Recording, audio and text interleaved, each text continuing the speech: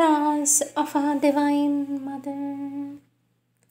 Our Divine Mother says, above all the complications of the so called human wisdom stands the luminous simplicity of the Divine's grace, ready to act if we allow it to do so.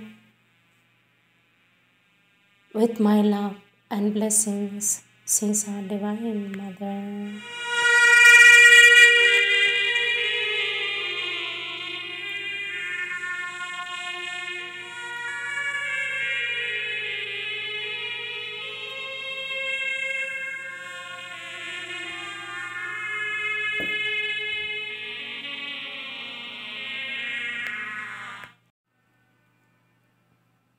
This prayer is a meditation written on the day after our Divine Mother first saw Sri Aurobindo.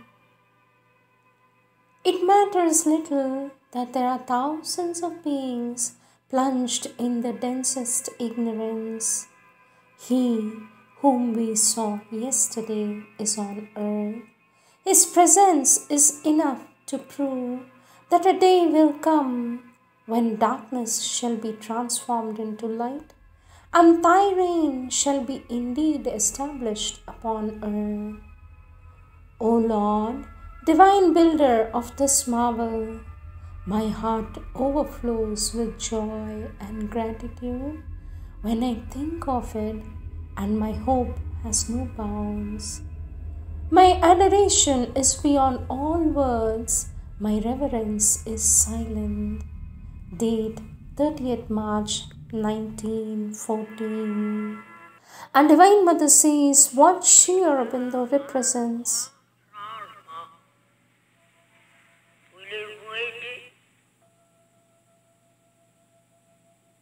The world is preparing for a big change. Will you help?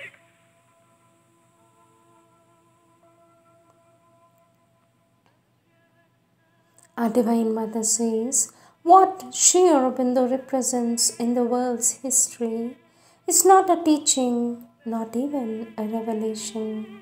It is a decisive action, direct from the Supreme. He has come to bid the earth to prepare for its luminous future. Sri Aurobindo has brought to the world the assurance of a divine future.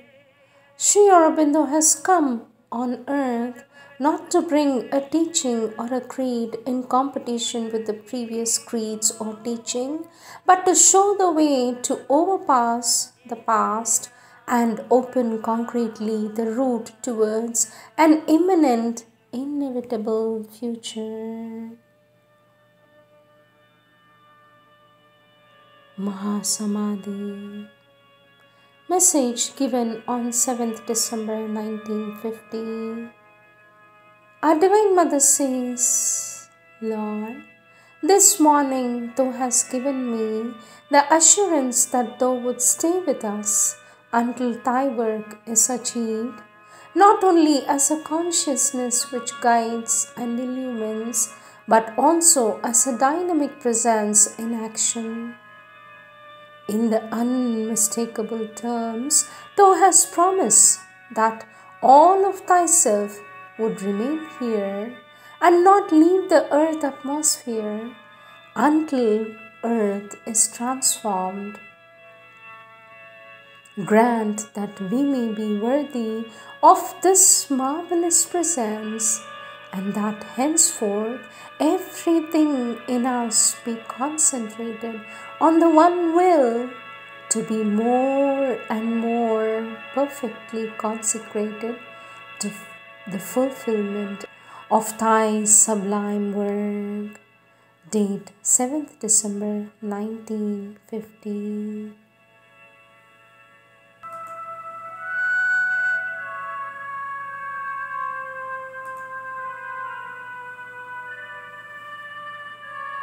Our Divine Mother, taken from the book Words of the Mother, Part 1.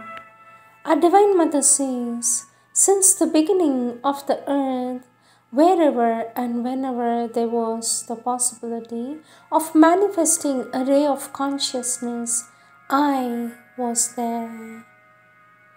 That which is speaking to you now is a faithful servant of the divine. From all time, since the beginning of the earth, as a faithful servant of the divine, it has spoken in the name of its master. And as long as earth and men exist, it will be there in a body to preach the divine word.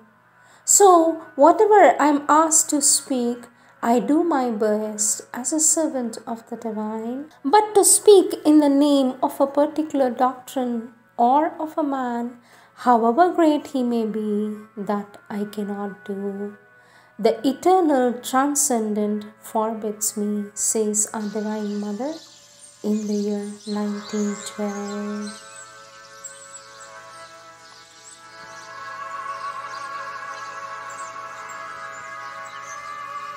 How I became conscious of my vision. How I became conscious of my mission. Our Divine Mother says, when and how did I become conscious of a mission which I was to fulfill on earth? And when and how did I meet Sri Aurobindo? These two questions you asked me, and I promised a short reply. For the knowledge of the mission, it is difficult to say when it came to me. It is as though I were born with it. Following the growth of the mind and the brain, the precision and completeness of this consciousness grew as well.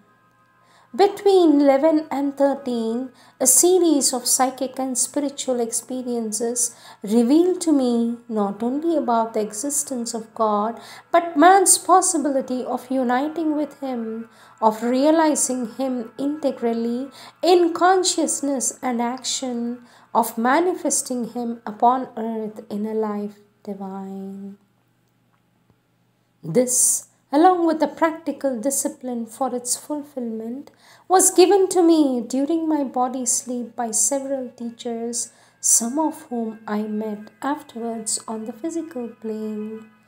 Later on, as the interior and exterior development proceeded, the spiritual and psychic relation with one of these beings became more and more clear and frequent. And although I knew little of the Indian philosophies and religions, at that time I was led to call him Krishna. And henceforth I was aware that it was him whom I knew I should meet on earth one day, that the divine work was to be done. In the year 1910, says our Divine Mother, when my husband came to Pondicherry, where he was very interestingly and peculiar circumstances, he made the acquaintance of Sri Aurobindo. Since then, we both strongly wish to return to India, the country which I always cherished as my true mother country.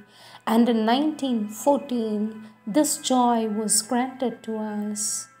As soon as I saw Sri Aurobindo, as soon as I saw Sri Aurobindo, I recognized him, the well-known being whom I used to call Krishna.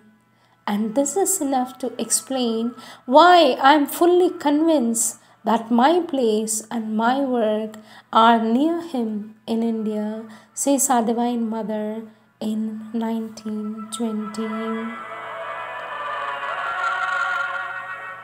Oh, my Lord, what you want of me? Oh, my Lord, what you want of me, let me be. What you want me to do, let me do.